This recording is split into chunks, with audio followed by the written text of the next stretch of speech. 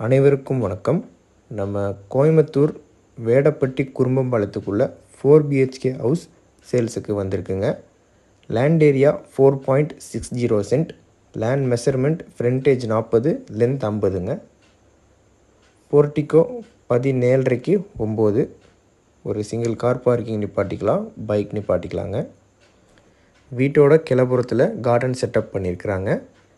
Sump capacity 12,000 litre வருதுங்க. அது போக போர் அவைலபிள்.